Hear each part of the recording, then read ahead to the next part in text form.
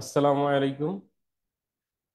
সুপ্রিয় শিক্ষার্থী এবং চিকিৎসক ভাই ও বোনেরা, আপনারা যারা আজকের এই সেশন মূলত আমাদের স্পেশাল বিসিএস কেন্দ্রিক এবং স্পেশাল বিসিএস এর ভাইবার রিলেটেড যাবতীয় কোশ্চেন এবং ভাইবার A to Z আপনাদের সাথে থাকবেন আমাদের শ্রদ্ধেয় শিক্ষক অ্যাসোসিয়েট প্রফেসর আনোয়ার মালিক মজুমদার স্যার।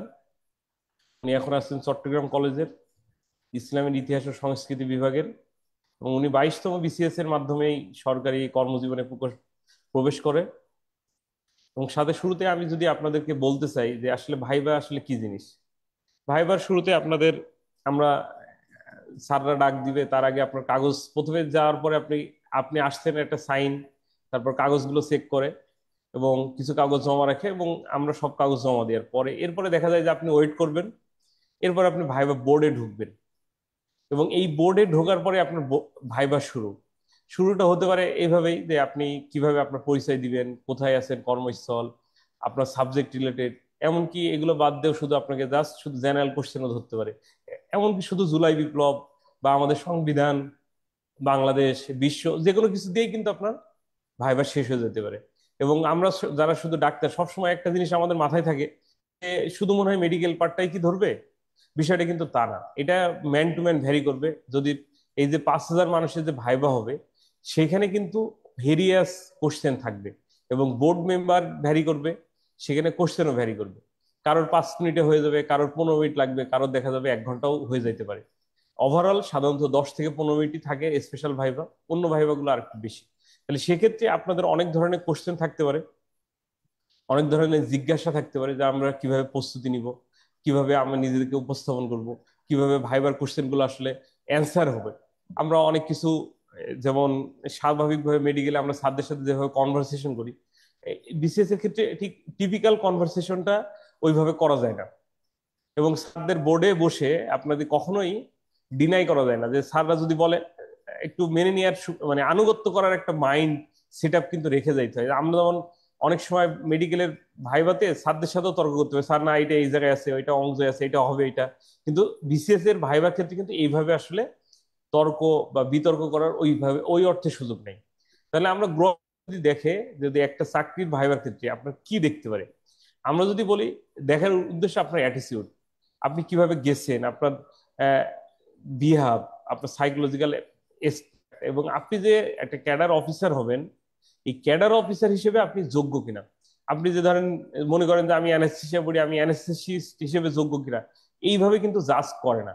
বা আপনি একজন মেডিসিন স্পেশালিস্ট বা মেডিসিন স্পেশালিস্টের লাইনে আছেন, এরকম কিন্তু জাজ হয় না, জাজ হয় অ্যাজ এ ক্যাডার অফিসার হিসেবে। সেইখানে আপনি জেনারেল ক্যাডার না ডাক্তার ক্যাডার বা আপনি শিক্ষা ক্যাডার, এগুলো কিন্তু ভাগ নাই। আপনি স্বাস্থ্য ক্যাডার হন আর আপনি ডেন্টাল সার্জন হন বা আপনি অন্য ক্যাডারে হন, আপনাকে যখন ভাইবা ফেস করতে হবে, ভাইবা বোর্ডে যেসব মেম্বাররা থাকবেন সেইখানে কিন্তু আপনাকে ক্যাডার অফিসার হিসেবেই ভাইবা দিবে। এবং আপনাকে কখনোই মনে করবে না যে আপনি শুধু ওই সাবজেক্টের মানুষ, আপনাকে মনে করবে আপনি বাংলাদেশ সিভিল সার্ভিসের একজন কর্মকর্তা। এবং এইভাবেই ভাইবাটা হয়। তাহলে আমরা যদি বলি এই বিষয়গুলো, আপনাদের অনেক কোশ্চেন আছে, কনফিউশন আছে, এই যাবতীয় বিষয়গুলো নিয়ে আমাদের আজকের এই সেশন, এবং বলতে পারেন আনলিমিটেড সেশন।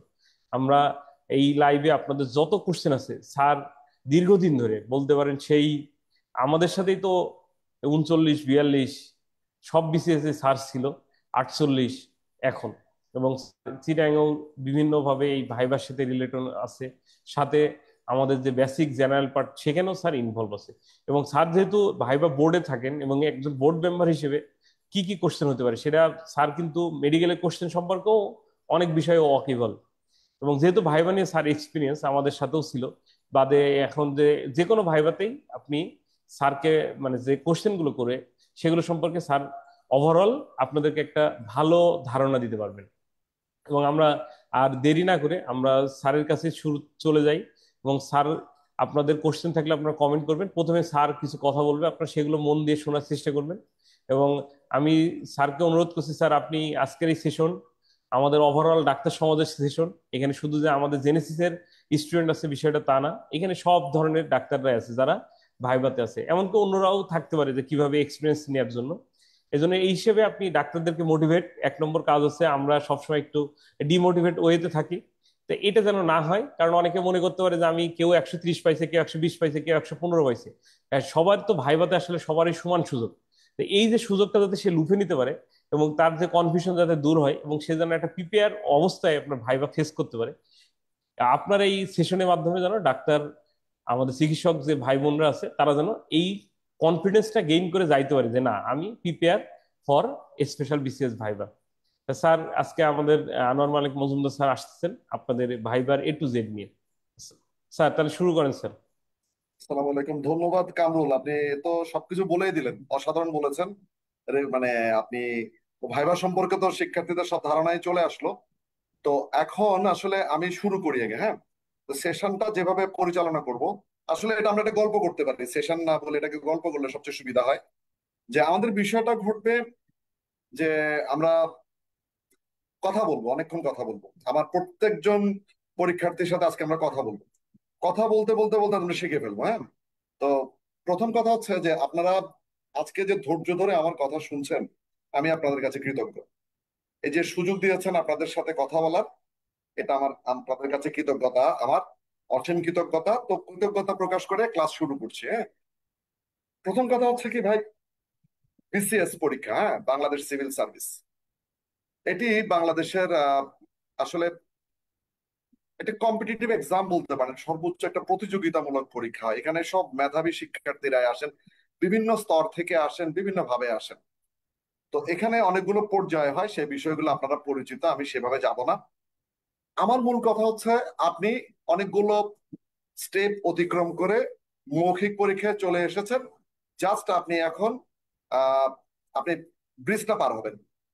এই ব্রিজটা পার হওয়ার সময় একটু কেয়ারফুলি পার হবেন, কারণ আপনি জানেন যে কেয়ারফুলি পার না হলে আপনাকে পড়ে যেতে হবে। তো যাতে যাতে না পড়েন, সেই বিষয়গুলো নিয়ে আলোচনা করবো। প্রথম কথা হচ্ছে, লিখিত পরীক্ষা, প্রিলিমিনারি পরীক্ষা যে প্রশ্ন হয়েছে এটা সবার জন্য একই রকম প্রশ্ন হয়েছে। প্রিলিমিনারি পরীক্ষার প্রশ্ন হলো এটা সবার জন্য একই রকম। যারা লিখিত এর আগে বিসিএস পরীক্ষা, লিখিত পরীক্ষার প্রশ্ন একই রকম। কিন্তু মৌখিক পরীক্ষার প্রশ্নটা কিন্তু আলাদা আলাদা হয়। অর্থাৎ আপনার জন্য এক ধরনের প্রশ্ন, যেমন আমি যদি বিসিএস পরীক্ষা দেই তাহলে আমার জন্য একরকম প্রশ্ন হবে।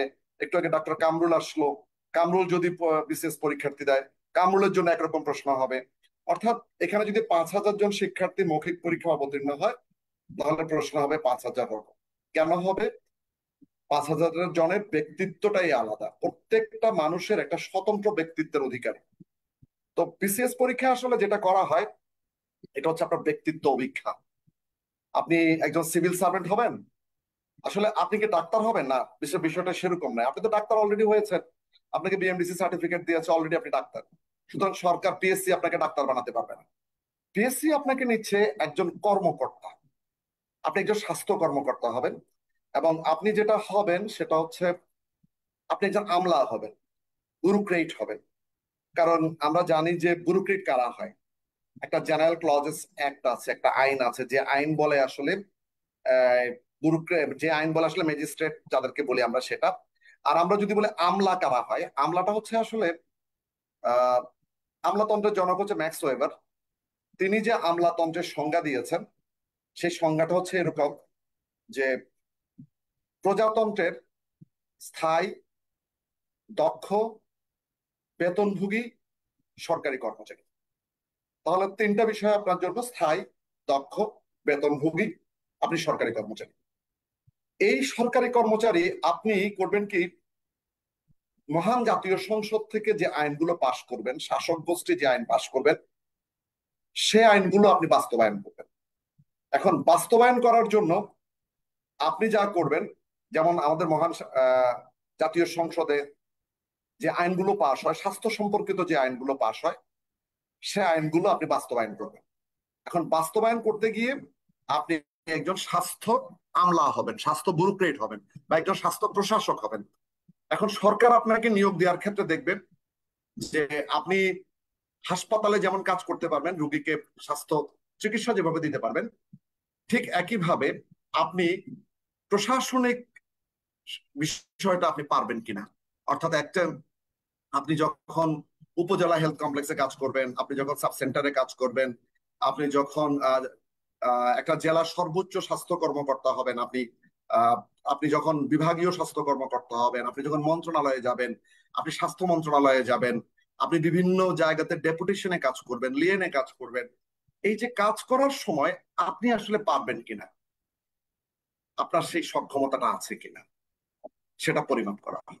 আর এই কারণেই পিএসসি তে আপনার পরীক্ষাটা নেওয়া হয়, যাতে করে আপনি একজন ব্যুরোক্রেট হওয়ার জন্য, স্বাস্থ্য আমলা হওয়ার জন্য আপনি যোগ্য কিনা।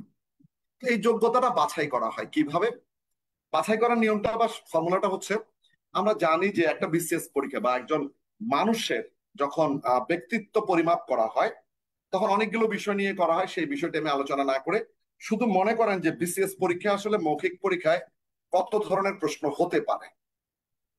বিসিএস মৌখিক পরীক্ষায় কত ধরনের প্রশ্ন হতে পারে, আমি যদি খুব সাধারণ অর্থে বলি, আবার ভয় পেয়ে যাবেন না, আমি সবগুলোকে সাধারণ করে ফেলবো, হ্যাঁ? একটু বুঝাই বলি, জাস্ট একটু বোঝানোর স্বার্থে বলি। আমরা আসলে 25 ধরনের প্রশ্ন হতে পারে। আমরা বিভিন্ন সময় আসলে দীর্ঘদিন এই কাজটি করার কারণে যে চর্চা করে দেখেছি, বা আপনাদের যে ভাইবা এক্সপেরিয়েন্স, বা আমি নিজে 2বার ভাইবা দিয়েছি বিসিএস পরীক্ষা, পিএসসি তে 2বার ভাইবা দিয়েছি আমি। তো আমি নিজে যখন ভাইবা দিলাম, এছাড়া আমার আরো কিছু অভিজ্ঞতা আছে। আমি যখন উচ্চ মাধ্যমিক পাশ করলাম, পাশ করে বাংলাদেশ সশস্ত্র বাহিনীতে, সেনাবাহিনীতে যোগদানের জন্য পরীক্ষা দিয়েছিলাম, সেখানে আমাকে কিছু প্রশ্ন করা হয়েছিল, মৌখিক পরীক্ষার প্রশ্ন। সবকিছু মিলিয়ে আসলে যে জায়গাটা আমি দেখলাম যে মৌখিক পরীক্ষার প্রশ্নগুলো আহ, একটা একটা মানে আমি যদি একটা সুন্দর করে গুছিয়ে ফেলি, তাহলে একটা সুন্দর গোছানো ভাবে হয়, তাহলে আমার প্রস্তুতি নিতে সুবিধা হয়। তো সেটা কিভাবে হয়? যেমন আপনি মেডিকেল সায়েন্স পড়েছেন, আপনাকে মেডিকেল সায়েন্স থেকে প্রশ্ন করা হবে, এটা নিশ্চিত। আপনাকে অবশ্যই মেডিকেল সায়েন্স থেকে প্রশ্ন করা হবে, কারণ আপনার বোর্ডে যে বোর্ড গঠন করা হবে আপনার মৌখিক পরীক্ষার জন্য, সেখানে 2জন এক্সপার্ট থাকবেন, আপনার আহ, আপনার বিষয়ে এক্সপার্ট থাকবেন। তারা অবশ্যই স্বনামধন্য, আহ, মানে মেধাবী, প্রজ্ঞাবান ডাক্তার হবেন তারা। প্রজ্ঞাবান ডাক্তাররাই সেখানে থাকবেন, এবং স্যাররা আপনাকে প্রশ্ন করবেন মেডিকেল সায়েন্স সম্পর্কে। সেখানে একজন সাইকিয়াট্রিস্ট থাকবেন, একজন মনস্তত্ত্ববিদ থাকেন। সেখানে তিনি কিছু আপনাকে প্রবলেম বা প্রশ্ন দিবে, আপনাকে কিছু কিছু প্রশ্ন করবে। সাধারণ হতে পারে প্রশ্নগুলো, সেগুলো দিয়ে তিনি আপনার মানসিক দৃঢ়তা পরিমাপ করবেন। আর এখানে মনে করেন এখানে থাকবেন হচ্ছে যে বোর্ড চেয়ারম্যান। তো স্যার অনেক সময় বোর্ড চেয়ারম্যান স্যাররা নন মেডিকেল পার্সন হন। স্যাররা সাধারণত পিএসসির মেম্বার, পিএসসির যে সম্মানিত মেম্বাররা থাকেন, স্যাররা স্যাররা হন হচ্ছে বোর্ড চেয়ারম্যান। তো বেশিরভাগ স্যাররাই তো আসলে আমলা থেকে হয়েছেন, ব্যুরোক্রেট, এবং তারা রিক্রুটমেন্টটাও হচ্ছে ব্যুরোক্রেট রিক্রুট করছে। সুতরাং সেখানে কিছু প্রশ্ন করা হয়, ব্যুরোক্রেসি রিলেটেড কিছু কোশ্চেন করা হবে। সেই প্রশ্নগুলো আপনি শুনবেন, আনসার করবেন, এবং কিভাবে আনসার করবেন সেটা আমি শিখিয়ে দেবো। তাহলে দুটো জিনিস, একটা হচ্ছে আপনার সাবজেক্ট, যেটা আমি শেখাতে পারবো না, সেটা কিন্তু বলে দিতে পারবো কি কি পড়বেন, কিন্তু সব আনসার আমি দিতে পারবো না। কিন্তু আমি বলে দেবো যে আপনাকে কি কি পড়বেন, সেগুলো থেকে প্রশ্ন করা হবে, এবং ইনশাল্লাহ মৌখিক পরীক্ষায় আপনার প্রশ্নগুলো কমন পড়তেও পারে, আপনার ভাগ্য ভালো হলে কমন পড়তে পারে। তাহলে হচ্ছে প্রথম কথা হচ্ছে আপনার একাডেমিক যে ডিগ্রি অর্জন করেছেন, আপনি এমবিবিএস করেছেন, সে বিষয়ের থেকে প্রশ্ন করা হবে। আপনাদের জন্য একটা ব্যতিক্রমী প্রশ্ন হয়, যারা ডক্টর তাদের জন্য, সেটা হচ্ছে যে আপনারা আপনি কোন বিষয়ে উচ্চতর ডিগ্রি নেবেন, এটা একটা গুরুত্বপূর্ণ প্রশ্ন। কেউ বললেন যে স্যার আমি আসলে ডার্মাটোলজিস্ট হব, কেউ বলেন স্যার আমি পেডিয়াট্রিক পড়বো, কেউ বলে আমি গাইনোকোলজি পড়বো, কেউ বলে সার্জারি পড়বো। যে যেটাই বলবেন না কেন, এর পেছনে একটা যুক্তি দিবেন যে আপনি মেডিসিন নিয়ে পড়বেন, কেন পড়বেন, কেন। এই কেনর উত্তরটা হচ্ছে সুন্দর করে বলতে হবে। স্যার আমি গাইনোকোলজি নিয়ে পড়বো, স্যার কেন, গাইনিয়ান অবস পড়বো কেন, এই কেনর উত্তরটা দেবেন সুন্দর করে।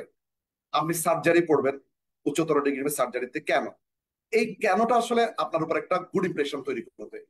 আপনি যদি কেনটা খুব সুন্দর করে বলতে পারেন, যে আমি সার্জারি কেন পড়বেন, এই বিষয়ে যদি যুক্তিগুলো খুব সুন্দর করে দিতে পারেন, দেখবেন ভাইবা বোর্ডের স্যাররা আপনার উপরে খুব প্লিজড হয়ে যাবে, এবং দেখবেন আপনি খুব হাসি খুশি করে আপনাকে প্রশ্ন করতেছে, খুব একটা পরিস্থিতি, খুব চমৎকার একটা পরিবেশে দেখবেন আপনি চমৎকার আনসার করতে পারছেন, নিজের ফিল্ডটা তৈরি করে ফেলতে পারবেন। তো এগুলো নিয়ে আমি আলোচনা করবো আপনাদের প্রশ্নের প্রেক্ষিতে। গাইনি কেন পড়বেন, সার্জারি কেন পড়বেন, মেডিসিন কেন পড়বেন, এন্ডোক্রাইন কেন পড়বেন, এগুলো নিয়ে একটু কথা বলবো পরবর্তীতে। যার যেটা পছন্দ আছে সেই বিষয়টা আমরা কথা বলবো। এরপর হচ্ছে আপনি কোন জেলা, ফার্স্ট অফ অল আপনার বাড়ি কোথায় যেটা বলা হয়, যদি এই প্রশ্নটি এখন আগে পিএসসি বলেছে এই প্রশ্নটি করবে না, তারপরে অনেক স্যাররা স্বভাব সুলভ ভাবে সেই প্রশ্নটি করে। যেমন আপনাকে জিজ্ঞেস করলো যে আপনার বাড়ি কোথায়, রাঙামাটি, আপনি বললেন যে স্যার আমার বাড়ি রাঙামাটি। তো রাঙামাটি কি জন্য বিখ্যাত? রাঙামাটি, রাঙামাটিতে সংসদীয় আসন কতটি আছে? রাঙামাটি দুইজন বিখ্যাত ব্যক্তির নাম বলেন। রাঙামাটির সবচেয়ে সৌন্দর্য, আহ মানে প্রাকৃতিক সৌন্দর্যের সবচেয়ে সুন্দর জায়গাটি কোনটি? এই যে আপনার বিভাগ সম্পর্কে, আপনার জেলা সম্পর্কে একটু ভালো করে জেনে নেবেন, একটু ভালো করে জেনে নেবেন, এটা খুব গুরুত্বপূর্ণ যে যে আপনার জেলা সম্পর্কে জানা। এরপর ধরুন আপনি যে প্রতিষ্ঠান থেকে পড়াশোনা করেছেন শেষ ডিগ্রিটা, আপনি বরিশাল মেডিকেল কলেজ থেকে পাশ করেছেন। তো বরিশাল মেডিকেল কলেজটা কত সালে প্রতিষ্ঠিত হয়েছে? এতে মানে ফেমাস বর্তমান স্যাররা কারা কাজ করছেন, স্যাররা বিখ্যাত স্যার কে কে আছেন, স্যারদের নাম, অমুক স্যারকে চেনেন কিনা, এটা সম্পর্কে জানবেন। তারপর হচ্ছে আপনার বরিশাল মেডিকেল কলেজে কত শয্যা বিশিষ্ট হাসপাতাল আছে, মানে এটা কোনো স্পেশালিটি আছে কিনা, এই বিষয়গুলো, কত একর জায়গার উপরে, বা বিভিন্ন সময় বরিশাল মেডিকেল কলেজ বিভিন্ন রাজনৈতিক আন্দোলনে, সামাজিক আন্দোলনে বরিশাল মেডিকেল কলেজ কি ভূমিকা রেখেছে, এই বিষয়গুলো নিজের মেডিকেল কলেজটা সম্পর্কে একটু জানবেন। এবং বর্তমানে মানে মেডিকেল কলেজের এই অধ্যক্ষ স্যারের নামটা জেনে নেবেন, উপাধ্যক্ষ স্যারের নামটা নিয়ে জেনে নেবেন মেডিকেল কলেজের। আর কিছু স্যার আছে লিজেন্ডারি প্রফেসর থাকেন অনেকরা, মানে বিখ্যাত, অনেক নাম শুনলে আমরা বুঝি না, যেমন ধরেন যে একজন নেফ্রোলজিস্ট আছেন ফেমাস, বাংলাদেশের সেরা নেফ্রোলজিস্ট, হয়তো বরিশালে কাজ করছেন স্যার। আবার দেখবেন যে কার্ডিওলজিস্ট আছেন স্যার, হয়তো বরিশালে কাজ করছেন, বরিশাল মেডিকেল কলেজে কাজ করছেন, আপনার আপনার টিচার ছিলেন, আপনি তার সম্পর্কে বলবেন। যদি ওর ফেমাস কে আছে তার সম্পর্কে বলবেন যে স্যার অমুক স্যার আছে। তো স্যার সম্পর্কে একটু জানা থাকতে হবে, কারণ ওই স্যারদের বন্ধু বান্ধবরাই তো ভাইবা বোর্ডে আছে, ঠিক না? স্যারদের বন্ধু বান্ধবরাই তো ভাইবা বোর্ডে আছে। তখন আপনি বললেন যে বরিশাল বরিশাল মেডিকেল কলেজ থেকে পাশ করেছেন, আপনাকে জিজ্ঞেস করলে ওই স্যারকে চেনেন কিনা, অথচ স্যারের বন্ধু, স্যারের বন্ধু এখন ভাইবা বোর্ডে আছে, স্যার সম্ভবত তার বন্ধুকে জিজ্ঞেস করে মানে বন্ধু সম্পর্কে জানতে চাইলো। তখন আপনি যদি খুব একটা ভালো কথা বলতে পারেন যে স্যার তো আছেন, আমি তো স্যারের ছাত্র ছিলাম, স্যার আমাদেরকে এটা পড়িয়েছেন, মানে স্যার এরকম করছে, স্যারের সাথে কাজ করেছে, অর্থাৎ স্যার সম্পর্কে যে কথাগুলো জানতে চাচ্ছে সেই কথাগুলো আপনি বলতে পারছেন কি। তো নিজের মেডিকেল কলেজ সম্পর্কে একটু ভালো ধারণা রাখবেন। তারপর হচ্ছে নিজের পরিবার, হ্যাঁ, যে আপনার পরিবার সম্পর্কে একটা স্পষ্ট ধারণা রাখবেন, যে আপনি বাবা কি করেন, মা কি করেন, ভাই বোনরা কোথায় আছেন, বা আপনি কি একমাত্র সন্তান কিনা। আর আপনি যদি বিবাহিত হন তাহলে, আপনি যদি নারী হন তাহলে আপনার স্বামী কি করেন, বা আপনার সন্তান আছেন কিনা। তারপর হচ্ছে যদি আপনাকে যদি পুরুষ হন তাহলে আপনার স্ত্রী কি করেন, বা এই ধরনের মানে প্রশ্নগুলো খুব ডিস্টিংক্ট ভাবে বলবেন, ক্লিয়ার করে বলবেন। তো এগুলো কিভাবে বলবেন তা আমি গুছিয়ে দিব, আপনারা যদি আগে প্রশ্ন করেন তাহলে বিষয়গুলো আমি আপনাদেরকে গুছিয়ে দেবো যে কিভাবে কথাগুলো বলবেন। আচ্ছা, এরপরে হচ্ছে ব্যক্তিগত পরিচয় হলো আপনার জেলা, উপজেলা, তারপর ধরেন যে আপনার প্রতিষ্ঠান, এগুলো হচ্ছে ব্যক্তিগত বিষয়। তারপর হচ্ছে সমসাময়িক, আপনি যেদিন ভাইবা দিলেন, ভাইবা আপনার পরীক্ষা, তার এক সপ্তাহ আগে বা এক মাস আগে ঘটে যাওয়া মানে বৈশ্বিক কোনো ঘটনা, তারপর ধরেন যে আপনার জাতীয় জীবনের কোনো উল্লেখযোগ্য ঘটনা, সেটা হতে পারে দুঃখের ঘটনা হতে পারে বা সুখের ঘটনা হতে পারে। তো এই ঘটনাগুলো সম্পর্কে আপনার একটা ধারণা থাকতে হবে। তো এটা কিভাবে পড়বেন? এটা পড়ার নিয়মটা হচ্ছে আপনার পরীক্ষার এক সপ্তাহ আগে আপনি অবশ্যই এই বিষয়গুলো মানে চোখ কান খোলা রাখবেন সবসময়। আহ আমাদের যে টেলিভিশন আমরা অনেকেই দেখি না এখন, তো টেলিভিশনে যে চ্যানেলগুলো আছে সেই চ্যানেলগুলোতে দেখবেন যে রাত 11টার সময় একটা আহ বিভিন্ন চ্যানেলে হয় একটা অনুষ্ঠান হয় আজকের সংবাদপত্র। তো আজকের সংবাদপত্র এটা মানে যতগুলো পত্রিকা পাবলিশ হয়, সমগ্র পত্রিকার সম্পাদক বা বিভিন্ন বিষয় নিয়ে আলোচনা করা হয়। তো আপনাদের সাথে পরামর্শ হচ্ছে আপনারা ওই কাজগুলো করবেন, যে পত্রিকাটা দেখবেন, আজকের সংবাদপত্র অর্থাৎ বিভিন্ন চ্যানেল আই আছে, তারপরে এটিএন বাংলা, তারপরে বিভিন্ন যমুনা টিভি, সময়, এইসব সব টিভিতেই এই অনুষ্ঠানটা হয়, রাত 11টা বা 12টার দিকে হয় আজকের সংবাদপত্র, সেটা একটু দেখবেন। যে এটা দেখলে আপনি বুঝবেন যে সাংবাদিকরা বা সংবাদ মাধ্যম কর্মীরা, গণমাধ্যম কর্মীরা কোন ঘটনাগুলোকে প্রায়োরিটি দিচ্ছে, কোন ঘটনাগুলোকে প্রায়োরিটি দিচ্ছে, সেটাই আসলে পরীক্ষায় চলে আসে। তো এটা একটু দেখবেন, এটা একটা কৌশল। আরেকটা জিনিস আমি ভুলে যাবো, আপনাকে সহজ বলে ফেলি, যে ধরেন আগামী দিন আপনার পরীক্ষা। তো আজকে রাত্রে আপনি যা করবেন সেটা হচ্ছে রাতে তো চ্যানেলটা দেখবেন, সকালে অনলাইনে অনলাইনে পড়ে ফেলতে পারেন, অথবা একটা পত্রিকা কিনতে পারেন, যে একটা পত্রিকা দেখবেন, পত্রিকা কিনবেন, দেখবেন, তো পত্রিকাটা পড়বেন। এখন পত্রিকা আপনার একটা বিশেষ প্রশ্ন করে এই যে ডাক্তার, আপনাদের যে একটু আগে যে ডাক্তার কামরুল যেভাবে শুরু করেছিল যে কোনো বিষয়ে তর্ক করা যাবে না বা কোনো বিষয়ে বলা যাবে না, সে আগে গিয়ে আমি কথাটাকে আবার রিপিট করছি আপনাদের বোঝার সুবিধার্থে। বিষয়টা হবে এমন যে সেই মুহূর্তে আসলে বিসিএস পরীক্ষাটা হচ্ছে আসলে সরকারের পরীক্ষা। হ্যাঁ, তো সরকার মানে কি, মানে আপনি একজন ব্যুরোক্রেট হবেন, সরকার যা চায় আপনাকে সেভাবে কথা বলতে হবে। এবং একজন ব্যুরোক্রেটের আসলে কোনো কালার থাকে না, ব্যুরোক্রেটের কোনো নির্দিষ্ট পছন্দ নেই। সে সরকার যা চায় সরকারের সিদ্ধান্ত বাস্তবায়ন করে। আমি আবার বলছি, সরকারের সিদ্ধান্ত বাস্তবায়ন করাই হচ্ছে যে একজন ব্যুরোক্রেট কখনো রাজনীতি করে না, সে কোনো রাজনীতির অংশ নয়। আপনার অ্যাপয়েন্টমেন্ট লেটারে দেখবেন প্রথম লাইনটাই থাকে আপনি কোনো সরকারি মানে রাজনৈতিক কর্মী হতে পারবেন না, আপনি কোনো রাজনৈতিক দলের সদস্য হতে পারবেন না। তো সেটা থাকে। হ্যাঁ, একজন ব্যুরোক্রেট সবসময় জনগণের সেবক, সেজন্য সে নিরপেক্ষ থাকে, সে কোনো রাজনৈতিক দলের থাকে না। কিন্তু যে দল ক্ষমতায় থাকে ব্যুরোক্রেট তাকে সাপোর্ট করেন। কেন সাপোর্ট করেন? কারণ তার পলিসি বাস্তবায়ন করা হয় ব্যুরোক্রেটকে দিয়ে। তাহলে সংবাদপত্রের বিষয়টা হচ্ছে, এখন সংবাদপত্র আপনি মনে করেন যে এখন যে গভর্নমেন্ট যেভাবে চাচ্ছে সংবাদপত্র, যে সংবাদপত্রগুলোকে সরকার প্রায়োরিটি দিচ্ছে, আপনি সেই সংবাদপত্রগুলোর নাম বলবেন। আপনার পছন্দের সংবাদপত্র অন্য কিছু থাকতে পারে, কিন্তু ভাইবা বোর্ডে সেটা বলবেন না। ভাইবা বোর্ডে আপনি বলবেন যে যে এখন সরকার যে সংবাদপত্রগুলোকে সরকার গুরুত্ব দিচ্ছে, প্রায়োরিটি দিচ্ছে, সেই সংবাদপত্রের কোন একটা সংবাদপত্রকে আপনি বলবেন যে এই সংবাদপত্রটা আপনি পড়েন এবং এটা আপনাকে পড়তে হবে। পড়ে যেটা করবেন সেটা হচ্ছে যে সংবাদপত্র পড়ার ক্ষেত্রে যেটা আপনি করবেন সেটা হচ্ছে যে এরকম যে আহ সংবাদপত্রটা বিষয়টা হচ্ছে কি, সম্পাদককে, তারপর হচ্ছে এটা আজকের হেডলাইন গুলো কি কি আছে, এটা পরীক্ষার আগের দিন আপনি পড়ে যাবেন। বুঝতে পেরেছেন? সেটা একটু দেখবেন আপনারা। তো সংবাদপত্র বিষয়ক প্রশ্নটা মানে নিশ্চিত থাকবে, নিশ্চিত সংবাদপত্র বিষয়ক। আপনাকে জিজ্ঞেস করে এই পেপারটা আপনি পড়েন, কেন পড়েন? মনে করেন আপনাকে একটা পত্রিকার নাম বললো, সেই অমুক পত্রিকাটা আপনি পড়েন। তাহলে অমুক পত্রিকাটা যেটা আপনি বললেন যে স্যার আমি এই পত্রিকাটি পড়ি, তো কেন পড়েন এই পত্রিকাটি? তখন আমি বলবেন যে স্যার এই পত্রিকার সংবাদগুলো আমার কাছে বস্তুনিষ্ঠ মনে হয়, এদের ভাষার ব্যবহারটা প্রাঞ্জল, আর অনেক বেশি বিজ্ঞাপন থাকে না, সাপ্তাহিক সংখ্যা বের হয়, পত্রগুলো ভালো লাগে, উপসম্পাদকীয় বিশ্লেষণগুলো আমি আমার কাছে যৌক্তিক মনে হয়, আন্তর্জাতিক কলামগুলো ভালো, স্পোর্টস কলামগুলোর রেগুলার মানে ভালো সংবাদ পাই।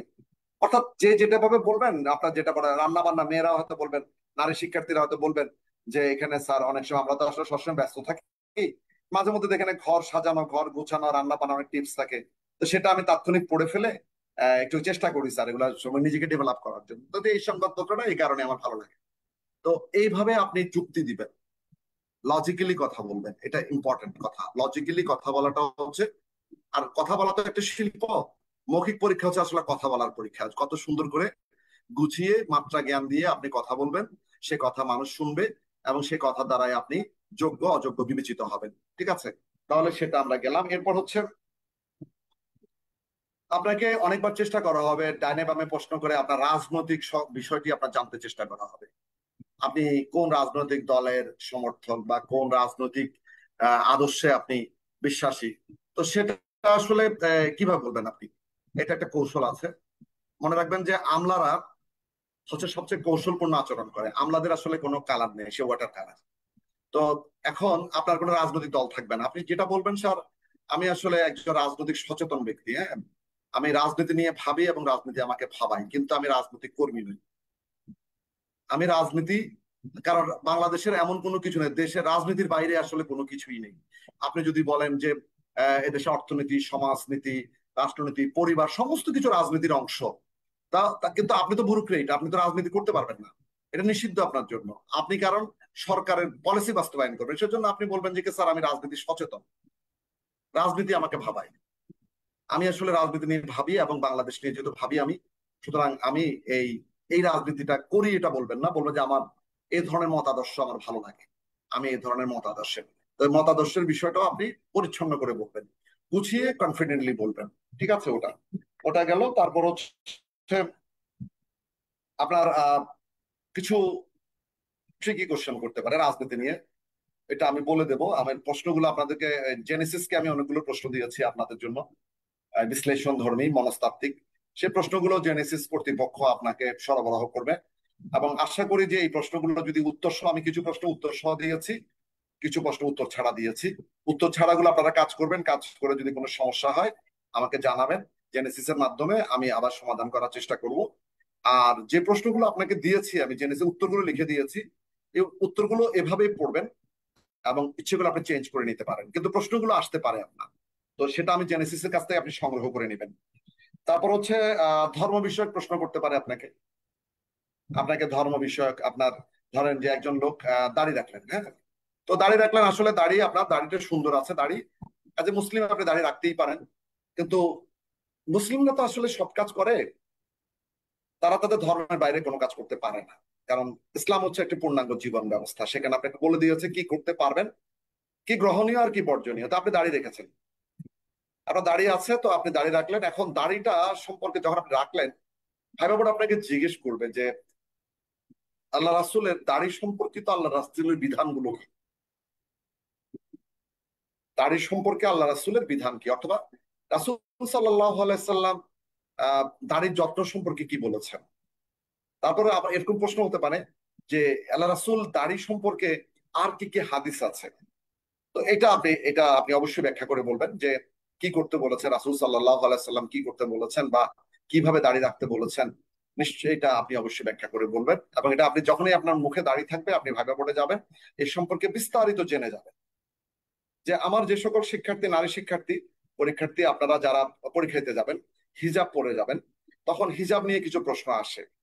যে আপনাকে প্রশ্ন করতে পারে পর্দা সম্পর্কে ইসলামের বিধান কি, এবং ইসলামের পবিত্র কোরআনের কোন সূরায় পর্দার বিধান সম্পর্কে বলা হয়েছে, রাসূল সাল্লাল্লাহু আলাইহি সাল্লাম পর্দা সম্পর্কে কি বলেছেন, এই যে পবিত্র কোরআনে কোন সূরায় পর্দা সম্পর্কে বলা হয়েছে, আল্লাহ রাসূলের হাদিস কি আছে, এই বিষয়গুলো আপনি পরিষ্কার পরিচ্ছন্ন ভাবে জেনে যাবেন এবং খুব ক্লিয়ার ধারণা নিয়ে যাবেন। এবং আপনি যেহেতু হিজাব পরে পরীক্ষা দিবেন, সুতরাং আপনাকে এই প্রশ্নগুলো করা হবে, এবং আপনি এই প্রশ্নগুলোর সুন্দরভাবে উত্তর দিবেন, যুক্তিগ্রাহ্য ভাবে উত্তর দিবেন। এবং এটা যদি আপনার পূর্ব প্রস্তুতি থাকে, তাহলে আপনি ভালো দেবেন। আচ্ছা, তাহলে এটা গেল। তারপর হচ্ছে পোশাক আশাক নিয়ে তো আরো প্রশ্ন হতেই পারে। তো সেগুলো আমি আছে, যেমন আপনি চশমা পড়লেন, আপনাকে চশমাটা জিজ্ঞেস করলো যে এই আপনি যে চশমা পড়েছেন, এই চশমাটা ব্যাখ্যা করুন। তখন আপনি বলবেন যে আসলে আপনার চোখের যে ত্রুটি সমূহ কি কি, যে আপনার কি দীর্ঘদৃষ্টি না হ্রস্বদৃষ্টি, বা আপনি কি উত্তল দর্পণ ব্যবহার করেছেন না অবতল দর্পণ ব্যবহার করেছেন, বা এখানে লেন্স গুলো, লেন্স গুলোতে কি লেন্স, অবতল অবতল লেন্স না উত্তল লেন্স ব্যবহার করেছেন, এটাতে লেন্স গুলো কি কিভাবে আপনাকে সহযোগিতা করছে, বা আপনাকে কি চশমা আপনাকে দেখাচ্ছে না দেখতে সাহায্য করাচ্ছে, এই বিষয়গুলো আপনি অবশ্যই জেনে যাবেন। আপনার চশমা যদি পরে যান, চশমার পুরো ব্যাখ্যাটা আপনি জেনে যাবেন, যে আপনার চশমাটা কেন, কেন, কিভাবে, কি জন্য, সেটা আপনি অবশ্যই পড়ে যাবেন। আচ্ছা, তাহলে পোশাক আশাক নিয়ে প্রশ্ন তো এরকম হলো। যেমন একটা বিষয় বলি, যে আপনি পোশাক আশাক যে কলমটা নিয়ে যাবেন, এটা একটু একটু মনে করিয়ে দিচ্ছি, আবার কিছু মনে করবেন না। যে যারা ডক্টর, তারা তো আসলে এটা আপনাদের প্রফেশনাল কারণেই বিভিন্ন প্রমোশনাল প্রোডাক্ট আপনারা পেয়ে থাকেন। বিশেষ করে ওষুধ কোম্পানিরা আপনাদেরকে প্যাড দেয়, কলম দেয়, ঠিক আছে। তো ভাইবা মৌখিক পরীক্ষায় যখন যাবেন, সেই কলমটি অবশ্যই যেন কোনো ফার্মাসিউটিক্যালস কোম্পানির কলম না হয়, যেখানে ফার্মাসিউটিক্যালস কোম্পানির নাম লেখা থাকবে বা কোনো প্রোডাক্টের নাম লেখা থাকবে, এরকম কলম নিয়ে কখনো মৌখিক পরীক্ষা দিতে যাবেন না। আমি আপনাদেরকে এটা খুবই সাবধান করে দিচ্ছি।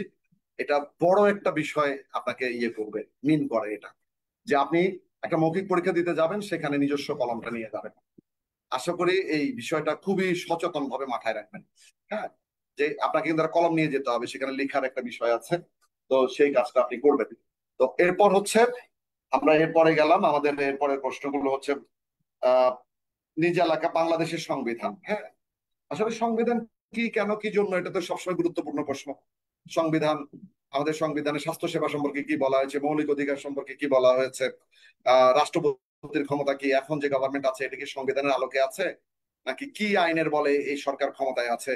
তারপর হচ্ছে এই একজন স্বাস্থ্য ম্যাজিস্ট্রেসি কি, সংবিধানে কি ম্যাজিস্ট্রেসির কথা বলা হয়েছে কিনা, সংবিধান সংশোধন করা হয়েছে, কেন সংশোধন, এই বিষয়গুলো, সংবিধানের বিষয়গুলো ক্লিয়ার করা। এবং এই বিষয়গুলো আমি মৌখিক পরীক্ষার আলোকে আলোকে যে ধরনের প্রশ্নগুলো আসতে পারে সংবিধানের, তো এই প্রশ্নগুলো আমি জেনেসিসকে দিয়ে দেবো, আপনারা তাদের কাছ থেকে সংগ্রহ করে নেবেন।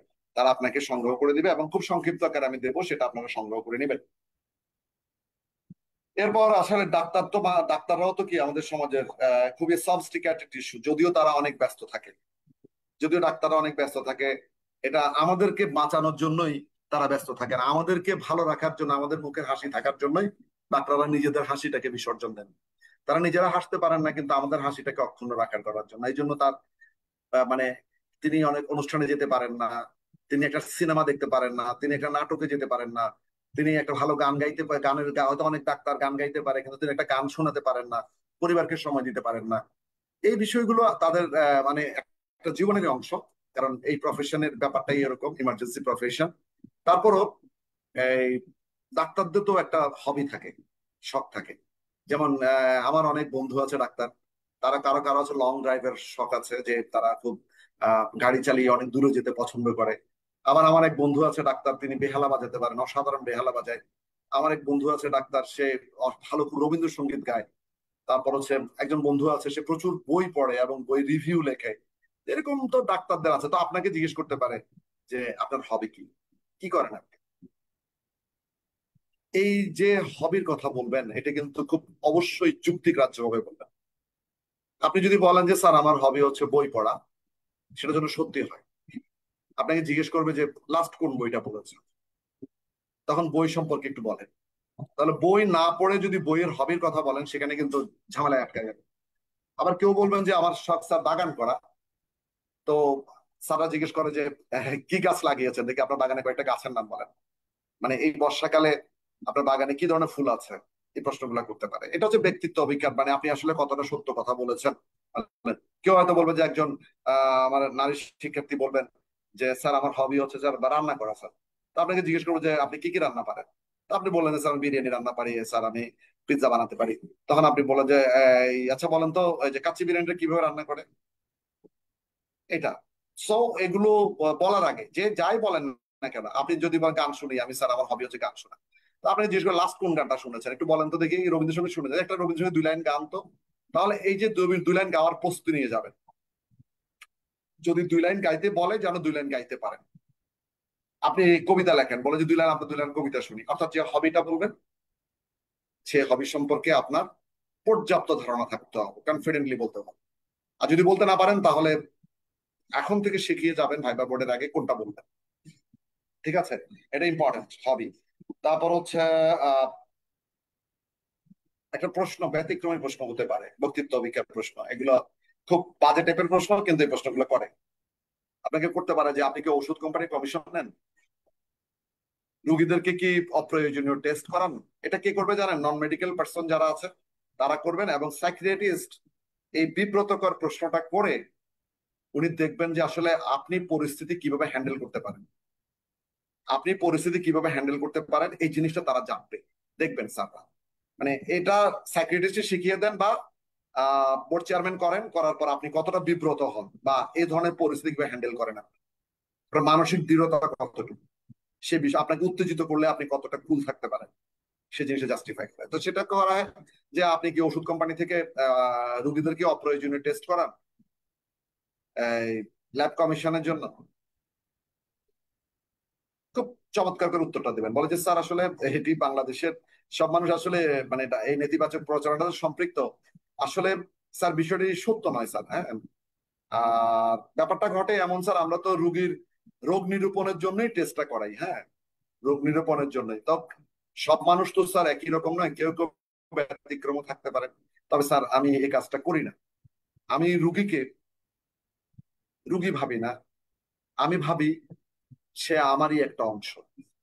আমি যখন স্যার রুগীকে কোনো অসুস্থ ব্যক্তিকে সেবা দিতে চাই, আমি আল্লাহর কাছে এই বিষয়ে প্রার্থনা করি, স্রষ্টার কাছে বলি যে এই রুগীটা, এই ওকে সেবা দেওয়ার জন্য যে আমাকে আল্লাহ আপনি প্রস্তুত করেছেন, আপনার কাছে শুকরিয়া। সুতরাং স্যার আমি কখনোই এই অনৈতিক বিষয়টি স্যার করি না। আমি যথাসম্ভব আমার অসুস্থ ব্যক্তির, রোগীর আর্থিক সামর্থ্য বিষয়টা মাথায় রেখে যত কম সম্ভব আমি সম্ভব হয়, যেটা একদমই না সেটা স্যার আমি করাই। এবং সেটা অনেক সময় স্যার আমি তো অবশ্যই এবং ল্যাব গুলোকে রিকোয়েস্ট করি যে এই মানুষটা থেকে যেন যত কম টাকা নেওয়া যায় সেটা করি স্যার, আমি সেটা করি না স্যার। তো এ ধরনের বিষয়গুলোকে খুব সুন্দর করে হ্যান্ডেল করবেন। হ্যাঁ, এই বিব্রতকর প্রশ্ন আপনি যদি খুব উত্তেজিত হয়ে যান তাহলে কিন্তু হবে না। আচ্ছা, তো সাইকোলজির আরো কিছু প্রশ্ন আছে মনস্তাত্ত্বিক, এগুলো আমরা আপনার সাথে আলাপ করবো। একটা ছোট্ট প্রশ্ন করি, মনস্তাত্ত্বিকের একটা বিষয় নিয়ে কথা বলি, হ্যাঁ। ধরেন আপনি একজন মেডিকেল অফিসার, আপনার বয়স হচ্ছে 33 বছর, আপনি একটা হেলথ কমপ্লেক্সের দায়িত্ব পালন করছেন, এখন সন্ধ্যা 7টা, ইমার্জেন্সি দায়িত্ব পালন করছেন আপনি এই মুহূর্তে। যেহেতু এটা হেলথ কমপ্লেক্স, খুব বেশি রুগী নাই, আর আপনার অফিসের কর্মচারীরাও খুব বেশি নাই, কোনো ডাক্তারও নেই, দুজন নার্স আছেন, তারা একটু দূরে অবস্থান করছেন, আর আপনি একা। এমন সময় একজন তরুণী আসলেন, তার বয়স 23-24 বছর হতে পারে। তিনি এসে আপনার চেম্বারে ঢুকলেন, ঢুকে বললেন, আমার খুব পেট ব্যথা করছে, আপনি আমাকে চিকিৎসা দিন। তখন আপনি কি করবেন? এটি হচ্ছে আপনার বুদ্ধিমত্তার প্রশ্ন। কি করবেন আপনি? তখন আপনি সামাজিক দিকটা বিবেচনা করবেন, আইনগত বিষয় বিবেচনা করবেন। আপনি তখন তাৎক্ষণিকভাবে এই রুগীকে হ্যান্ডেল করতে যাবেন না। মনে রাখবেন, পেট ব্যথায় রুগী 2 মিনিটে মারা যায় না। আপনি তাকে বলবেন, আপনি বসুন, আমি দেখছি বলে আপনি আপনার যে নারী নার্স আছে তাকে আপনি ডাকবেন। অবশ্যই নারী নার্সের সামনে তিনি উপস্থিত থাকবেন। তারপর আপনি আপনার চিকিৎসা সেবা শুরু করবেন। নারী নার্স আসার আগ পর্যন্ত আপনি কখনোই আপনার চেয়ার থেকে উঠবেন না, এবং রুগীর সাথে দূরত্ব বজায় রেখে কথা বলবেন। ধরেন যে নারী নার্স পাওয়া গেল না, সেই মুহূর্তে নাই, একজন পুরুষ নার্স চেষ্টা করবেন, 2জন। যদি নাও পাওয়া যায়, আপনার বিল্ডিং এর দারোয়ান, যে আপনার হাসপাতালে যে দারোয়ান আছে, দারোয়ানকে ডাকবেন। 2জন দারোয়ান যেন সেখানে উপস্থিত থাকে। সেখানে দারোয়ানও পাওয়া গেল না, যদি দারোয়ান পাওয়া নাও যায়, আপনি বাইরে থেকে লোক এনেও সেখানে উপস্থিত রেখে তারপর ট্রিটমেন্ট করবেন। এই যে বুদ্ধিমত্তা, পরিস্থিতি হ্যান্ডেল, এই জিনিসগুলো আপনাকে নিরাপদ রাখবে। এবং এ ধরনের একটা প্লট তৈরি করে এই প্রশ্নগুলো আপনাকে মনস্তাত্ত্বিক প্রশ্ন করা হয়। এই মনস্তাত্ত্বিক প্রশ্নগুলো উত্তর দিয়ে, মনে রাখবেন, এই মহিলা হয়তো বা ঠিকই আছে, নারী অসুস্থ ঠিক আছে, কিন্তু এটা তো আপনার জন্য একটা ফাঁদ হতে পারে। আপনি হয়তো রুগীকে প্রেসার মাপতে গেলেন, অথবা আপনি তাকে চেক করতে গেলেন, সেই মুহূর্তে দেখা গেল কি আপনি আপনি আর সেই নারী রুগীটা একা। সেই মুহূর্তে হয়তো অন্য কেউ কোনো ভিডিও করতে পারে, অনেক মানে অপরাধীরা এটার কোনো ইয়ে করতে পারে, মানে আপনাকে বিপদে ফেলতে পারে। সুতরাং আপনি সেই কাজটা করবেন না, আপনি সেই কাজটা করবেন না। তো এই ধরনের প্রশ্নগুলো মনস্তাত্ত্বিক প্রশ্ন। তো আপনি কি করবেন যখন আপনার স্যাররা জিজ্ঞেস করবেন? আপনি স্টেপ বাই স্টেপ কথাগুলো বলবেন। অবশ্যই এখানে একজন নারী, সবচেয়ে আগে নারী নার্স বলে, এই যে এটা বুদ্ধিমত্তা, এটাই আসলে তারা মনস্তাত্ত্বিক যারা পরীক্ষা নেন তারা সেই জিনিসগুলো জানতে চায়, যে আপনি আসলে কত দ্রুত সিদ্ধান্ত নিতে পারেন। আচ্ছা, এটা গেল। তাহলে মনস্তাত্ত্বিক প্রশ্ন আরো আছে, আমি জেনেসিসকে দেবো আপনাদের মৌখিক পরীক্ষায়, ইনশাল্লাহ সেগুলো আপনারা প্র্যাকটিস করবেন, এবং ব্যক্তিগত জীবনে সেগুলো কাজে আসবে। মৌখিক পরীক্ষায় কাজে না আসলো, ব্যক্তিগত জীবনে কাজে আসবে। আপনার কিছু প্রশ্ন, যেমন বিব্রতকর প্রশ্ন, কিছু প্রশ্ন মনস্তাত্ত্বিক প্রশ্ন। আপনাকে জিজ্ঞেস করলো যে আপনার বয়স কত, আপনি বলেন যে স্যার আমার বয়স 30 বছর। ও 30 বছর, ভেরি গুড, আপনি বিয়ে করেছেন? বললেন না স্যার বিয়ে করেনি। কেন? আপনি বিয়ে করেননি কেন? কি উত্তর দেবেন আপনি? বাংলাদেশে আর্থসামাজিক প্রেক্ষাপটে 30 বছর বয়সে একজন ডাক্তার বিয়ে করতে পারে না। কারণ অনেক সময় দেখা যায় আর্থিক সঙ্গতির বিষয় আছে, সবার পারিবারিক অবস্থা একই রকম নয়। তো সেই বিষয়টা তো ভাইবা বোর্ডে বলতে পারবেন না আপনি। ভাইবা বোর্ডে সেই বিষয়গুলো কিভাবে বলবেন? ভাইবা বোর্ডে আপনি বলবেন যে স্যার আমি আসলে চেষ্টা করছি, মাত্র শেষ করলাম আর পড়াশোনা ছিল। স্যার আমি জানি যে 30-এর মধ্যে আমাকে বিয়ে করা উচিত, তবে আমার ফ্যামিলিও সেটা করছে স্যার। আমি মেয়ে দেখছি স্যার, আমার পরিবার থেকে পাত্রী দেখা হচ্ছে, খুব দ্রুততম সময়ের মধ্যে স্যার আমি বিয়ে করি।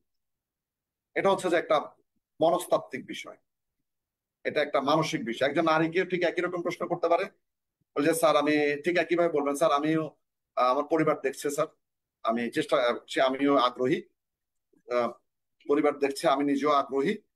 সো আমি আহ, খুব সম্প্রতি স্যার বিয়ে করবো স্যার, চেষ্টা করছি। এই যে ইতিবাচক আনসার, এগুলোই হচ্ছে আসলে পরীক্ষা। হ্যাঁ।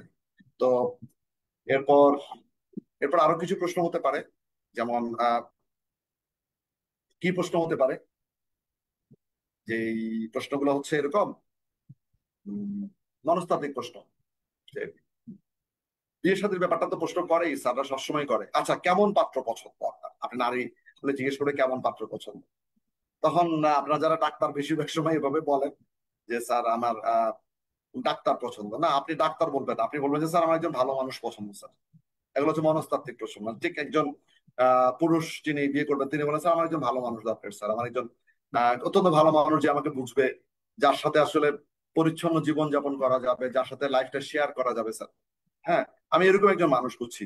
তখন স্যাররা জিজ্ঞেস করে কে তাকে ডাক্তার বল না স্যার, আমার এনি প্রফেশন স্যার, কোন প্রফেশন না আমার কাছে গুরুত্বপূর্ণ, আমার কাছে গুরুত্বপূর্ণ হচ্ছে তিনি কতটা মানুষ। এই প্রশ্নগুলো খুব গুরুত্বপূর্ণ। ঠিক আছে, এই পর্যন্ত গেলাম আমরা। এরপর আসি আমরা আমাদের ভাইবা বোর্ডের চেয়ারম্যান স্যার কি কি প্রশ্ন করতে পারেন। চেয়ারম্যান স্যার কি কি প্রশ্ন করতে পারেন? আচ্ছা, আমাকে যদি আপনাকে বলি যে যিনি ভাইবা বোর্ডের চেয়ারম্যান স্যার হবেন তার বয়স কত হতে পারে? চেয়ারম্যান স্যারের বয়স ধর আমাদের বয়সী হবে, বা আমাদের চেয়ে একটু বয়সী হবে, 50+। 55, 60, অনেক সময় রিটায়ার্ড স্যাররাও চেয়ারম্যান হন। তাও আমরা ধরে নিতে পারি যে ধরেন যে স্যারের বয়স নিয়ার 60। তো নিয়ার 60 মানুষের কি কি রোগ হতে পারে? নিয়ার 60 মানুষের কি কি রোগ হতে পারে? নিয়ার 60 মানুষের রোগ হতে পারে হাইপার টেনশন, হতে পারে ডায়াবেটিক। তো এখন ওখানে ভাইবা বোর্ডে যারা আছে সবাই কিন্তু আপনার ওই নিয়ার 60 খুব কাছাকাছি। তো বাংলাদেশের এই সময়ে যেটা ঘটে যে প্রত্যেকটা মানুষ, বেশিরভাগ মানুষই তো হাইপার টেনশন অথবা ডায়াবেটিক পেশেন্ট। তো আপনাকে সেই মুহূর্তে স্যার কিছু পরীক্ষা নিয়ে ফেলবেন, দেখবেন মানে চেয়ারম্যান স্যার পরীক্ষা নিয়ে ফেলবেন। আপনার কেমন পরীক্ষা? স্বাস্থ্য ডাক্তারের কাছে যান এবং এন্ডোক্রাইনোলজিস্টের কাছেই যান স্যার, এবং স্যারের বিভিন্ন ডোজ দেন, ট্রিটমেন্ট আছে। তখন আপনাকে জিজ্ঞেস করবে যে সকালবেলা ডায়াবেটিকের এরকম, বা মানে খাবার খাওয়ার পরে এরকম, এই ওষুধটা বা ডায়াবেটিকের রিজনটা কি, মানে হঠাৎ করে ডায়াবেটিক বেড়ে যায় কেন। অর্থাৎ স্যারকে যে প্রশ্নগুলো ডাক্তার করেছিলেন ডাক্তারের চেম্বারে, স্যারকে যে রিমেডি গুলো দেন ডাক্তারের চেম্বারে, স্যার সেগুলো মাথায় আছে, সেগুলো আপনাকে এখন প্রশ্ন করা হবে। সেগুলো আপনাকে প্রশ্ন করা হবে, কিন্তু স্যার এগুলো পড়েছেন যেহেতু স্যার নন মেডিকেল পার্সন। ঠিক আছে, তো আপনি ডায়াবেটিক সম্পর্কে একটু ভালো করে পড়ে যাবেন। ঠিক আছে, ডায়াবেটিক সম্পর্কে আপনারা একটু ভালো করে পড়ে যাবেন। আর হচ্ছে হাইপার টেনশন, এটা একটু ভালো করে পড়ে যাবেন। এগুলো কমন কোশ্চেন, এগুলো আপনাকে আনসার করতে হবে এবং স্যাররা এই প্রশ্নগুলো করবেন। ঠিক আছে, তো এরপর আছে আমরা আরো কিছু প্রশ্নে যাব। যেমন আমাদের প্রশ্ন হতে পারে কেমন প্রশ্ন, যেমন প্রশাসনিক প্রশ্নগুলো হতে পারে। এই প্রশাসনিক প্রশ্নগুলো হওয়ার জন্য কি লাগবে? উম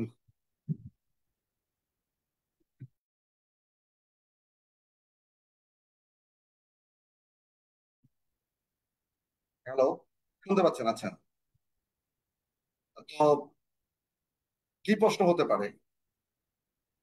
ডায়াবেটিক প্রশ্ন কি হতে পারে সেই প্রশ্নগুলো? আহ যদি আমরা বলি যে প্রশাসনিক প্রশ্নগুলো কি হয়, আমি কয়েকটা প্রশ্ন আপনাদের সাথে একটু আলোচনা করি।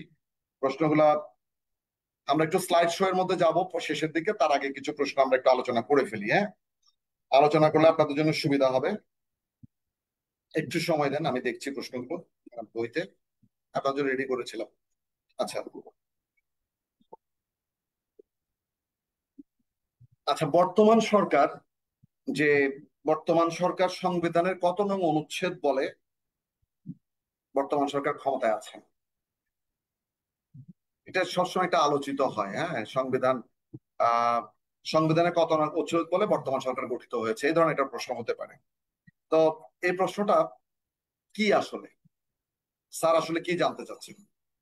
যে ডক্টর মোহাম্মদ ইউনূস স্যার, যে এখন যে স্যারের নেতৃত্বে যে সরকার পরিচালিত হচ্ছে, এই সরকারটা আসলে কোন আইন বলে, মানে সংবিধানের কোন ধারা বলে সেটি পরিচালিত হচ্ছে, এটা জিজ্ঞেস করবে। তবে তখন আপনার আনসারটা কি হতে পারে? আনসারটা আমি ব্রিফলি পাঠিয়ে দিচ্ছি, তবে একটু আপনার আনসারটা কেমন হতে পারে বা কেমন হওয়া উচিত বলে আপনারা মনে করেন সেটা পরে বলবেন।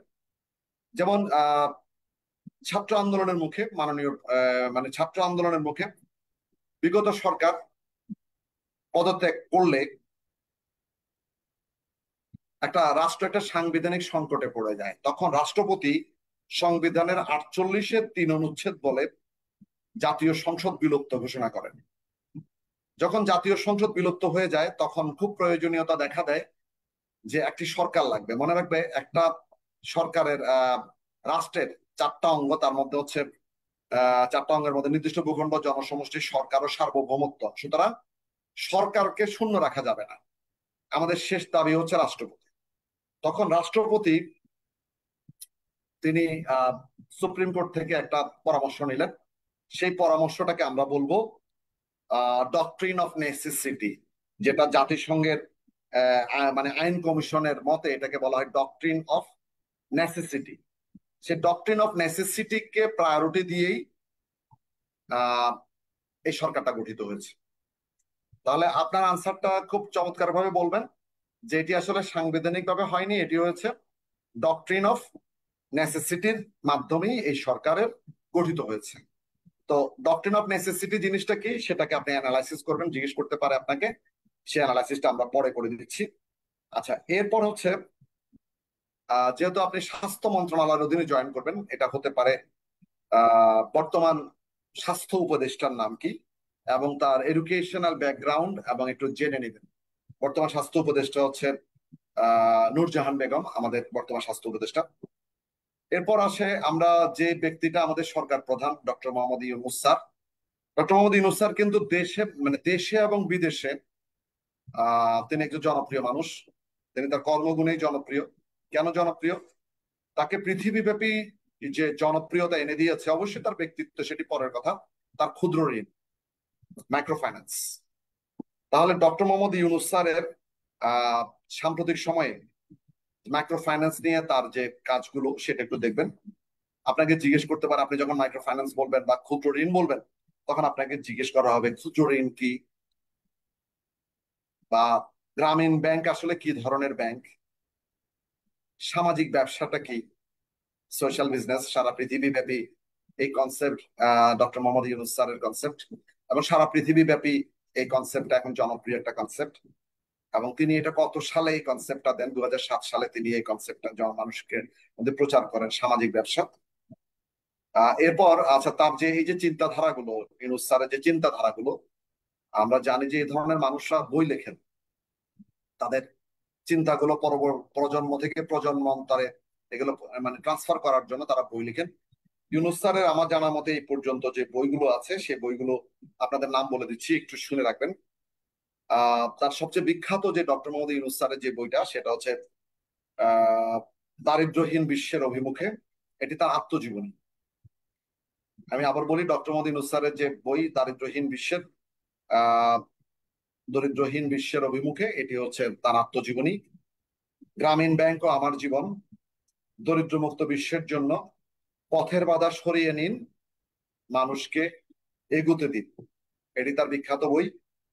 এরপর তার সাম্প্রতিক সময়ে তার সবচেয়ে আলোচিত আরেকটা বই, a world of three zeros, new economics of zero property, zero unemployment and zero net carbon emission. তো 3-0 নিয়ে এক্সপ্লেনেশন চাইবে আপনাদের কাছে পরীক্ষায়, ভাইবা বোর্ডে 3-0 সম্পর্কে জানতে চাই। এটা খুবই কমন কোশ্চেন, বিভিন্ন জায়গাতে এটা জিজ্ঞেস করা হচ্ছে 3-0। এরপর ডক্টর মোহাম্মদ ইউনূস স্যারের আরেকটা মানে বই আছে ইংরেজিতে লেখা, bank for the poor, building social business, planning in Bangladesh, creating a world without property, social business and the future of capitalism. Three আচ্ছা, গ্রামীণ ব্যাংক অ্যাজ আই সি ইট। এ ধরনের বইগুলো আছে। এই টোটাল যে বইগুলো, এই বইগুলো সম্পর্কে একটু জানা থাকতে হবে। মোট কথা 3-0 প্ল্যান সম্পর্কে আপনি অবশ্যই ডিটেল পড়ে নেবেন। এটা নেটে চাইলে পাবেন 3-0টা কি, তারপর হচ্ছে সোশ্যাল বিজনেস, এগুলো একটু জেনে নেবেন। আর আমি জেনেসিসকে যে কোশ্চেন আনসার পাঠিয়ে দিয়েছি সেখানে আনসার গুলো আছে, আপনারা সেখান থেকে সংগ্রহ করে দিবেন। তারপর আছে ডক্টর মোহাম্মদ ইউনূস স্যার কত সালে নোবেল পুরস্কার পেয়েছেন, তার শান্তিতে নোবেল পুরস্কারের মানে কি জন্য পেলেন, এর ব্যাখ্যাটা কি সেটা। এরপর আমাদের চোখের সামনে ঘটে যাওয়া 24-এর ছাত্র আন্দোলন, গণ আন্দোলন সম্পর্কে আপনাকে জানতে হবে এবং এটি কিভাবে শুরু হয়েছিল। 1 জুলাই 2024 সালে বৈষম্য বিরোধী ছাত্র আন্দোলন গঠিত হয়। এ থেকে বিক্ষোভ শুরু এবং শুরু করে শিক্ষার্থী এবং চাকরি প্রত্যাশীরা। এরপর নতুন নতুন যে কর্মসূচিগুলো ছিল সেই কর্মসূচিগুলো আপনাদের কাছে জানতে চাইবে। সেই কর্মসূচিগুলো যেমন Bangla blockade, complete shutdown, digital crackdown, remembering hour heroes ইত্যাদি কর্মসূচিগুলো আপনার সমাজ জানতে চাইবে, তারা কখন ঘটেছে বা কেন ঘটেছে, এর ইম্প্যাক্টটা কি, কি ঘটেছিল এটা। এরপর আসবে আন্দোলনকারীদের মধ্যে কয়েকজন, সবাই আহ আত্মাহুতি দিয়েছিলেন, অনেক আন্দোলনকারী। তাদের মধ্যে আবু সাইদের জীবনীটা পড়ে নেবেন। আবু সাইদ, শহীদ আবু সাইদ, তিনি ইংরেজি বিভাগের শিক্ষার্থী ছিলেন রংপুর বিশ্ববিদ্যালয়ে, রংপুর বেগম রোকেয়া বিশ্ববিদ্যালয়ের শিক্ষার্থী ছিলেন, তার সম্পর্কে দেখবেন। ওয়াসিম আকরাম, শিক্ষার্থী চট্টগ্রাম কলেজের, তার সম্পর্কেও জেনে নেবেন। মীর মাহফুজুর রহমান মুগ্ধ, শিক্ষার্থী গণিত বিভাগ খুলনা বিশ্ববিদ্যালয়, তার সম্পর্কে একটু পড়ে নেবেন। বিশ্ব স্বাস্থ্য সংস্থার গঠন ও কার্যাবলী সম্পর্কে জানবেন, কারণ সারা বিশ্বব্যাপী যে স্বাস্থ্য নীতি প্রণয়ন, স্বাস্থ্য অধিকার বাস্তবায়ন, এগুলো সবকিছু কিন্তু একটা আন্তর্জাতিক আইনের মাধ্যমে হয়। সেই আইনটা হচ্ছে, যেটা প্রমোট করেন যে আইনগুলো, সেটা হচ্ছে ওয়ার্ল্ড হেলথ অর্গানাইজেশন। তো ওয়ার্ল্ড হেলথ অর্গানাইজেশনের গঠন, তারপর হচ্ছে তার কার্যাবলী, তার মানে তার জুডিশিয়াল ওয়ার্কিং প্রসেস, এগুলো একটু দেখে নেবেন, এখান থেকে আসবে। তারপর হচ্ছে ওয়ার্ল্ড হেলথ সম্পর্কে ভালো করে দেখে নেবেন, তার কাঠামো। তারপর হচ্ছে উম আরো কিছু প্রশ্ন আপনাদের জন্য রেডি করেছি। আচ্ছা, বাংলাদেশের স্বাস্থ্যনীতি, এটা একটু দেখে নিতে হবে, স্বাস্থ্যনীতির বৈশিষ্ট্যটা কি। মানে এটা নিয়ে ছোট্ট আলোচনা যে, বা আপনি কি স্বাস্থ্যনীতি নিয়ে তৃপ্ত? তো তৃপ্ত হতে গেলে বা অতৃপ্ত হতে গেলে তো সেটা জানতে হবে আপনাকে, না? সেটা জানা। বাংলাদেশের স্বাস্থ্যনীতি জনগণের জন্য সর্বজনীন, সুলভ এবং মানসম্মত স্বাস্থ্যসেবা নিশ্চিত করার উদ্দেশ্যে প্রণীত হয়েছে। সর্বশেষ জাতীয় স্বাস্থ্যনীতি প্রণীত হয় 2011 সালে। স্বাস্থ্যনীতির যে বিশেষ উদ্দেশ্য, সবার জন্য স্বাস্থ্যসেবা, প্রাথমিক স্বাস্থ্যসেবা জোরদারকরণ, মাতৃ ও শিশু স্বাস্থ্য উন্নয়ন, রোগ প্রতিরোধমূলক ব্যবস্থা, দীর্ঘমেয়াদী রোগ ব্যবস্থাপনা, তারপর হচ্ছে মানব সম্পদ উন্নয়ন, এই বিষয়গুলো দেখতে হবে। আর হচ্ছে সাম্প্রতিক যে অগ্রগতি হয়েছে, কমিউনিটি হেলথ ক্লিনিক, তারপর হচ্ছে কোভিড-19 যে মোকাবেলা করেছে, কোভিড-19 সম্পর্কে যে আমাদের টিকাদান কর্মসূচি, ইপিআই, তারপর হচ্ছে আমাদের আইসিডিডিআরবি কর্তৃক আমাদের যে খাবার স্যালাইন, তারপর হচ্ছে আইসিডিডিআরবি কর্তৃক বেবি জিঙ্ক, এগুলো একটু পড়ে নেবেন, এগুলো আমাদের অ্যাচিভমেন্ট। আর একটা হচ্ছে যে আমাদের ওই যে কি জানি বলে, একটা ক্যাঙ্গারু, ক্যাঙ্গারু মাদার, ক্যাঙ্গারু যে বাংলাদেশ আবিষ্কার করেছে, সেটা একটু দেখবেন। তারপর হচ্ছে টিকা সম্পর্কে, মানে ইপিআই যে টিকাগুলো, বিসিজি টিকা, কখন টিকার ধারাবাহিকভাবে যে টিকাগুলো দেওয়া হয়, মানে কোনটা কত ডোজ গুলো শিখে নেবেন। তারপর হচ্ছে নারীদের জন্য যে টিটি টিকা দেওয়া, টিটানাসের টিকা দেওয়া হয়, সেগুলো কেন দেওয়া হয়। তারপর হচ্ছে সাম্প্রতিক সময়ে সারা বিশ্বব্যাপী একটা আলোচিত ঘটনা ঘটছিল, পেটেন্ট। তারপর হচ্ছে আমাদের যে ওষুধের পেটেন্ট নিয়ে যে কাজ, বাংলাদেশের ওষুধ শিল্পকে আসলে, মানে আমরা কি চাপের মুখে পড়েছি কিনা। তারপর মেধাস্বত্ব আইন, এগুলো একটু দেখতে হবে। তারপর হচ্ছে আহ এরপর স্বাস্থ্য ক্যাডার নিয়ে তো আছেই, স্বাস্থ্য ক্যাডারের পদক্রম, তারপর হচ্ছে স্বাস্থ্য ক্যাডারের আহ এটা কি বলে, স্বাস্থ্য ক্যাডার মানে উপজেলাতে যে আপনার হায়ারার্কি, মানে উপজেলা যে পদসোপান আছে, তারপরে টোটাল স্বাস্থ্য ক্যাডারের হায়ারার্কি গুলো, হ্যাঁ, পদসোপান গুলো একটু দেখতে হবে। তারপর একটা খুবই চমৎকার কোশ্চেন হয়, ফ্যামিলি প্ল্যানিং বলতে কি বোঝান। আমরা জানি যে স্বাস্থ্য ক্যাডারের সাথে একটা জিনিস, স্বাস্থ্য পরিবার পরিকল্পনা একটা যুক্ত আছে। তো পরিবার পরিকল্পনা বলতে কি বুঝেন সেটা একটু জানতে হবে। তারপর এই বিষয়গুলো আর কি, হ্যাঁ, পরিবার পরিকল্পনা। তারপর হচ্ছে বাংলাদেশের বর্তমানে যে স্বাস্থ্য সমস্যাগুলো কি কি, সমাধানের উপায় কি, উত্তরণের উপায় কি, এই বিষয়গুলো একটু জানতে হবে। সবকিছু মিলিয়ে আমরা যদি আহ এই প্রশ্নগুলোকে, আমি এতক্ষণ পর্যন্ত যেটা বলেছি, এগুলো যদি আপনারা একটু মনোযোগ দিয়ে পড়েন, তাহলে আমরা মানে নিশ্চয়ই আমাদের এই জিনিসটা অনেক ভালো হবে। তো আমরা একটু পরে একটা জিনিস আমরা একটু যেতে পারি, যে আমাদের আহ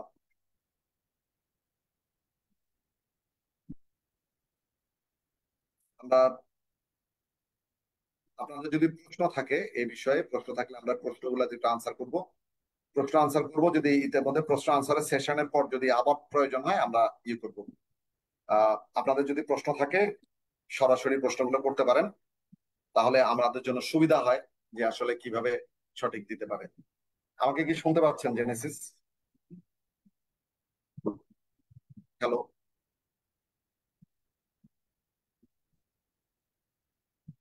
শুনতে পাচ্ছেন?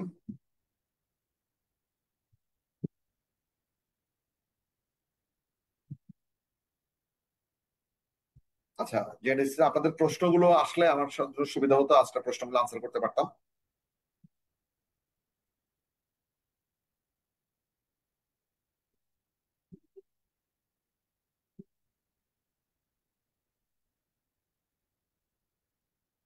হ্যালো? হ্যাঁ, আমি যে প্রশ্নগুলো কি তৈরি হয়েছে? আচ্ছা, প্রশ্নগুলো দিলে আমাকে সুবিধা হয়, আমি প্রশ্নগুলো সাব করলে আমি আনসার করতে পারি আর কি। আমার লেকচার মোটামুটি শেষ। ঠিক আছে। জি, লাইনে আছি আমি, বলেন। প্রিয় শিক্ষার্থীরা, আমরা তাহলে একটু কন্টিনিউ করি, আপনাদের প্রশ্নগুলো আবার প্রসেস করছে, প্রশ্নগুলো আনসার করবো। আপনারা যে কোনো প্রশ্ন করতে পারবেন। প্রশ্নগুলো আসলে মূলত প্রশ্ন হলেই সঠিকভাবে বলা যায় আর কি, কারণ আমি প্রথমেই বলেছি যে মৌখিক পরীক্ষা আসলে প্রিলিমিনারি পরীক্ষা, লিখিত পরীক্ষা, সবগুলো পরীক্ষা সব পরীক্ষার্থীদের জন্য একই রকম। কিন্তু মৌখিক পরীক্ষাটা কিন্তু এক এক পরীক্ষার্থীর জন্য এক এক রকম, এক একজনের বাস্তবতা এক। সুতরাং প্রশ্নগুলো আপনাদের অবশ্যই আলাদা আলাদা প্রশ্ন হবে। তো সে কারণে আমরা প্রশ্নগুলো যদি আলাদা আলাদা হয়, আমাদের জন্য সুবিধা হয় প্রশ্নগুলো। যে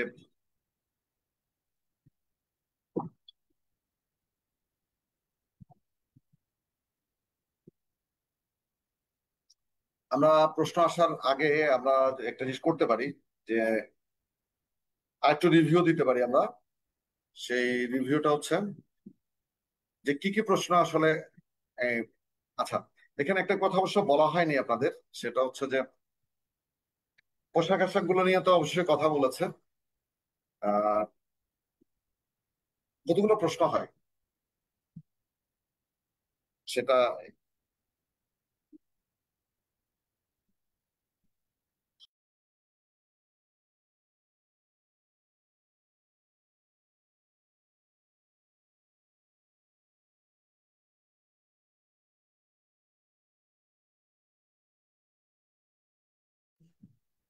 লাইভ চলছে, লাইভ।